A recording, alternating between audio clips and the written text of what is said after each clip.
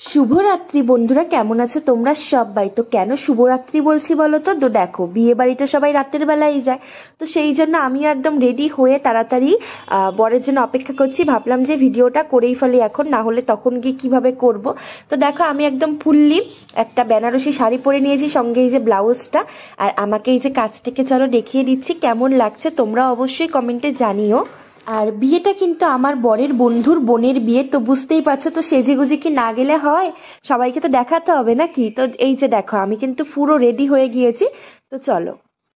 তো hey guys, তো দেখো আগে থেকে কিছু ভিডিও করতেই পারিনি, তোমাদের যে দাদাভাই করে দিব তো সেও পারেনি। তো আমি দেখো রেডি হয়ে গেলাম, হালকা একটা গোল্ডের, আর এটা আমার ভীষণ পছন্দের। তো সবটাই তোমাদেরকে বলবো কি করে হলো। তো কানেরটা দেখো পরা বাকি আছে, সেটা পরে নি, আর এই যে হাতে বালা পরে নিয়েছি।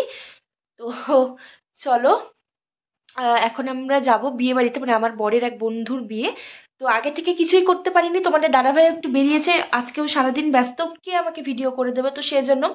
তো চলো এখন তোমাদেরকে কানেরটা পরিনি, তারপর আমরা বেরিয়ে যাব। আর আমাকে কেমন লাগছে অবশ্যই জানিও। আমি অত বেশি সাজতে পছন্দ করি না, তো যতটা পেরেছি নিজে নিজে হালকা করে, যতটা নিজে নিজে পেরেছি হালকা করে সেজেছি। আর বিছানার উপরটা দেখো, আর এই যে গিফট ওখানে রেডি।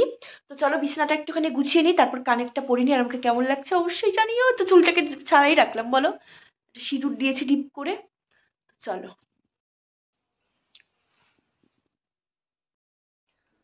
তো এই যে দেখতেই পাচ্ছ, আমি একদম কানের ফানের পরে একদম সমস্ত কিছু রেডি।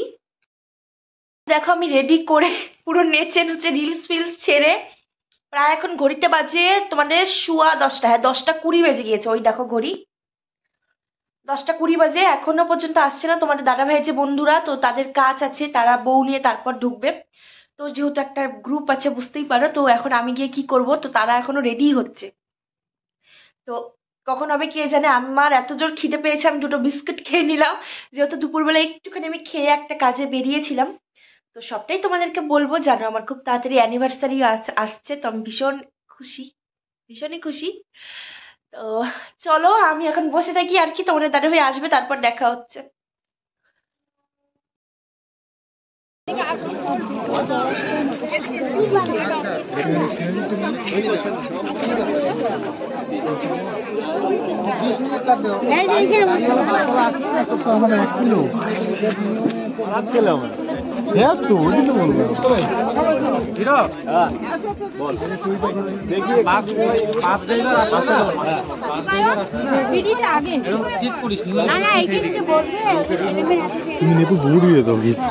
আর বিয়েটা না ওদের নিজেদের বাড়িতেই হচ্ছিল, তো একদম ছাদের উপরে, তো সিঁড়ি বেয়ে বেয়ে শাড়ি বেয়ে ওঠা আমার যে কি কষ্ট হয়েছিল কি বলবো তোমাদের সাথে। আর তো এই যে দেখো, এখন আমি নিচে নামছি, নিচে নেমেই প্রথমেই আমরা স্টলের দিকে চলে গেলাম।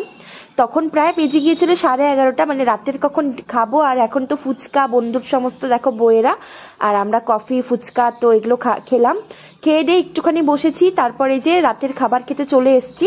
একদম লাস্ট ব্যাচে আমরা দেখো বসেছি, আর তোমাদের দাদাভাই এখানে ও বাচ্চাদেরকে ভীষণ ভালোবাসে, তো বাচ্চাদেরকে বসানোর চেষ্টা করছে। তো তারপর এই যে এখন আমরা খাবো।